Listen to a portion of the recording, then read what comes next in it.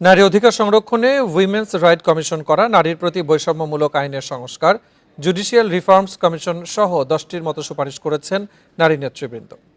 সকালে যমুনায় বিভিন্ন পেশাজীবী সংগঠন এবং নারী নেতৃত্বের প্রায় 30 জন প্রতিনিধি অন্তর্বর্তী সরকারের প্রধান উপদেষ্টা ডক্টর মোহাম্মদ ইউনূসের সাথে বৈঠক করে এসব সুপারিশ তুলে ধরেন।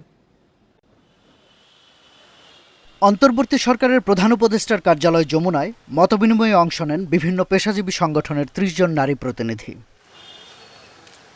প্রধান উপদেষ্টার সঙ্গে প্রায় 2 ঘন্টার মতবিনিময়ে নারী নেতৃবৃন্দ বিভিন্ন ব্যবস্থায় সংস্কারের প্রস্তাব তুলে ধরেন। মতবিনিময় শেষে বৈঠকের বিষয়ে সাংবাদিকদের অবহিত করেন পরিবেশ, বন ও জলবায়ু পরিবর্তন বিষয়ক উপদেষ্টা সৈয়দা রেজওয়ানা হাসান।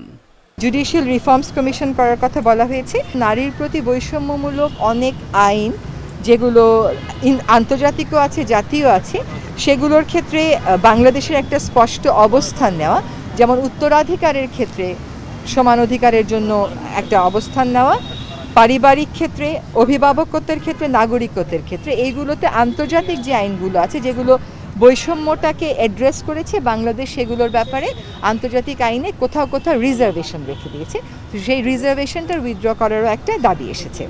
পাশাপাশি কল্পনা চাকমা, মুনিয়া সহ বিভিন্ন সময়ে নারী হত্যাকাণ্ডের বিচার নিশ্চিতেরও দাবি জানানো হয়। কল্পনা চাকমার বিষয়ে তনু, রুনি, মুনিয়া এবং নুসরাত তাদের হারিয়ে যাওয়া কিংবা নিহত হয়ে যাওয়া, তাদের যে মৃত্যুর কারণটা সেটা বের করে যাতে অবশ্যই দায়ী ব্যক্তিদেরকে তারা যতই শক্তিশালী হোক না কেন বিচারের মুখোমুখি করা হয়, এটা মোটামুটি সকলের কাছ থেকে এই দাবিটা এসেছে। প্রধান উপদেষ্টা অগ্রাধিকার ভিত্তিতে উত্থাপিত সুপারিশগুলোর তালিকা করার অনুরোধ করেন। কোনো দলীয় সরকার এসে এসব সুপারিশ যেন বদলাতে না পারে সে বিষয়ে নজর দেওয়ার উপর একমত পোষণ করা হয় মতবিনিময়ে।